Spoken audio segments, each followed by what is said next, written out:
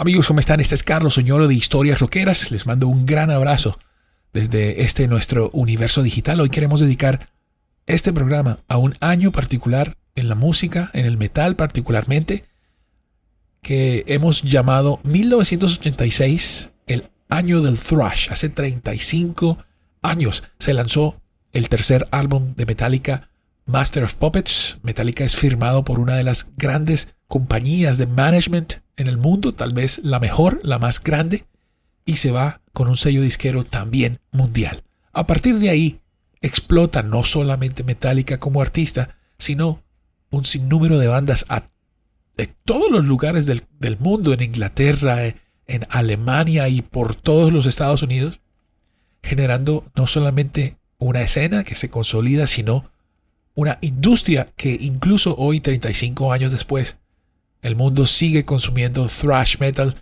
en sus diferentes formas, tanto clásicos como los nuevos, etc.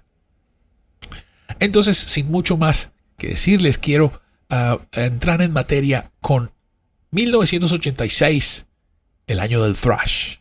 A finales de abril de 1981, en Los Ángeles, un joven melómano de origen danés decidió pasar de espectador a protagonista, para lo cual publica un anuncio clasificado en la revista The Recycler. Baterista busca otros músicos metaleros con los que tocar. Adicionalmente, 3 nombres aparecían a manera de influencias: Tigers of Pantang, Diamond Head y Iron Maiden. Un joven James Hetfield respondería el anuncio que lo reuniría por primera vez con Lars Ulrich. Aunque de esos primeros ensayos no saldría nada, el hiperactivo y entusiasta Ulrich emprende un viaje a Inglaterra para literalmente seguir y convivir con bandas que formaban parte de un nuevo fenómeno musical, la nueva ola del heavy metal inglés o The New Wave of British Heavy Metal. A su regreso, varios meses después, vuelve cargado de música underground, bandas y canciones prácticamente desconocidas en los Estados Unidos, tanto que la palabra heavy metal para Hetfield significaba ahora una cosa totalmente diferente de lo que significaba para Ulrich. El plan era osado pero genial.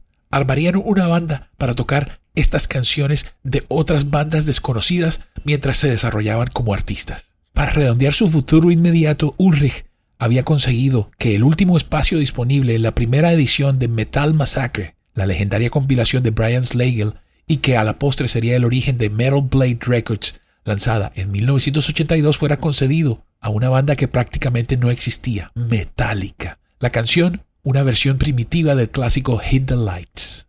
Esas influencias musicales fueron regurgitadas y con una clara intención de ser todo lo contrario a las bandas de hard rock melódico que pululaban en la radio, en MTV y el entretenimiento nocturno, y con el poder de la técnica de sus guitarristas Dave Mustaine y James Hetfield, construyeron poco a poco un género y una leyenda. Su primer disco tomó por sorpresa el mundo del metal.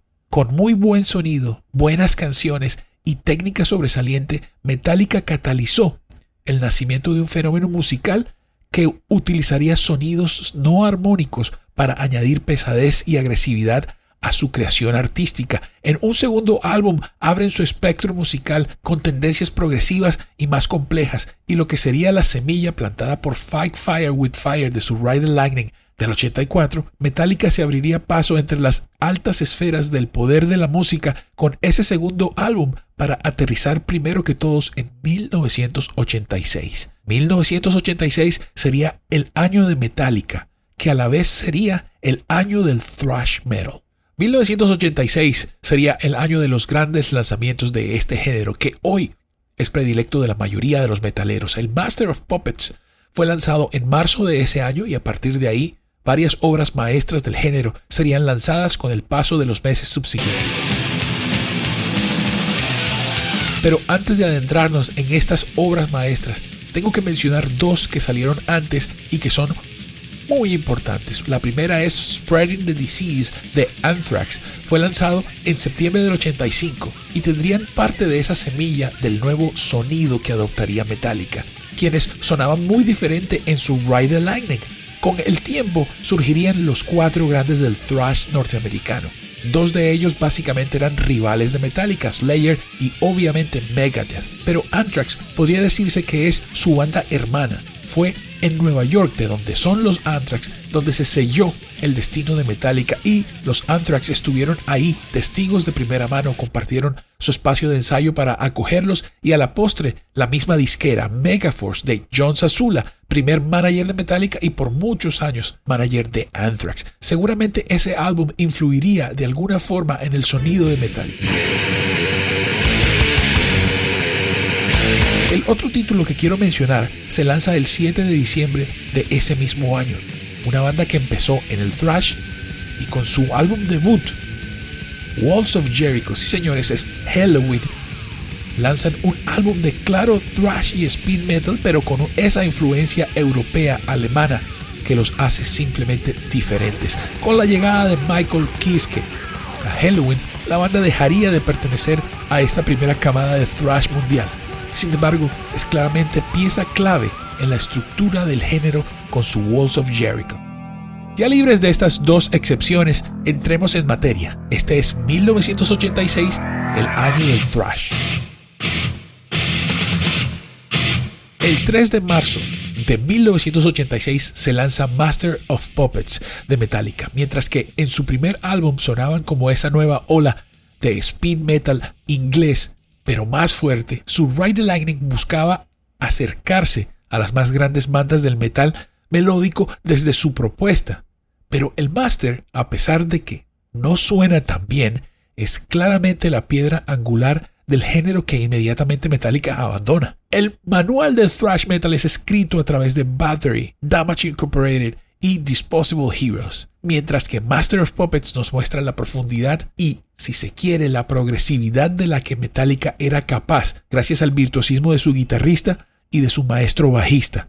Esa era la ventaja de Metallica. En medio de un género que todavía no encontraba un lugar, un mercado real, Metallica irrumpe con calidad musical y pesadez innovadoras. Y para añadir cierto aire de seriedad y fatalismo a su pesadez, la guerra, la injusticia y la tragedia hacen parte de sus letras, también irrumpiendo de manera innovadora en un género que se aleja de la realidad, fantaseando con la utopía o con el oscurantismo. Este álbum explotaría en la cara del mundo, dando origen a una avalancha de música a cada lado del Atlántico.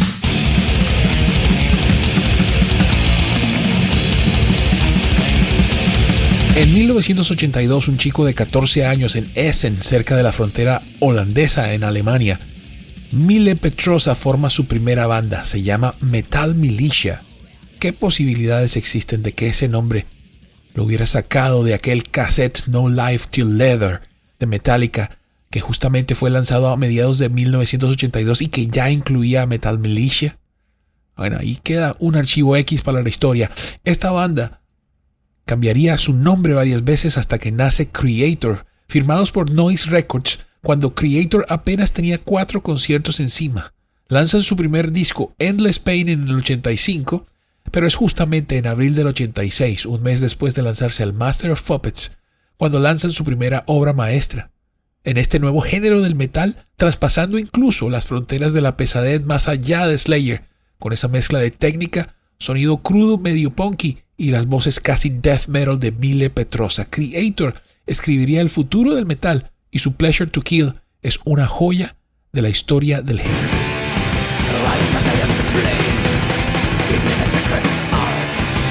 A 12 minutos en tren desde Essen, la ciudad de Creator y Mille Petrosa, se encuentra Gelsenkirchen, la ciudad donde nace Sodom. Fundados en el 81, en mayo de 1986 lanzan su primer álbum, Obsessed by Cruelty, lanzados por Metal Blade en los Estados Unidos y Steamhammer en Alemania. Fue grabado aparentemente 2 veces debido a el pobre sonido de la producción. Steamhammer parece que obliga a Sodom a volver a grabarlo. Si bien Sodom tiene raíces más oscuras, más venom, más black metal, empieza a coquetear con esta nueva tendencia mundial, y su Obsessed by Cruelty cimentaría su ingreso a este alter ego alemán de los 4 grandes del thrash. Sodom, claramente más oscuros, tienen una magia especial. La captura de su sonido es mejor, es más clara, pero es chatarrera. Lo crudo de su rítmica la hace realmente contundente. Lo que podemos encontrar en las plataformas de streaming de este álbum es un compendio de su primer EP, In the Sign of Evil, y una mezcla de las dos versiones de Obsessed by Cruelty. Si lo escuchas te darás cuenta de las grandes diferencias en la calidad del sonido. Si bien es un registro histórico de Sodom, vendrían mejores cosas para ellos. Muy a lo Motorhead, Sodom es un power trio donde Tom Angel Reaper, su líder, es la voz y el bajo de la banda. El camino de Sodom apenas comenzaba con su Obsessed by Cruelty.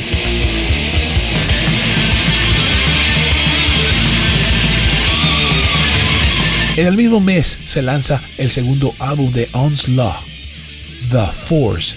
Oriundos de Bristol, en el Reino Unido, esta banda tiene sus raíces más en el sonido del New Wave of British Heavy Metal y el Speed Metal. Claramente una evolución diferente a la alemana. Son más a lo Kill 'Em All, pero con un refinamiento en la voz. Busca una propuesta diferente al sonido gutural que se estaba gestando a través de la voz de Cy Keeler, quien sería despedido para sus siguientes lanzamientos. Fundada por Nigel Rockett en la guitarra y Steve Grice en la batería, Onslaught, aunque pertenecen a la historia, tienen un momento aquí nada más, en 1986. Sacarían un par de álbumes más, pero ya sin ese cantante Cy Keeler, aunque trataron de ser más técnicos y más complejos, no les fue muy bien. Sin embargo, The Force es un hito en el thrash justamente en el año 1986.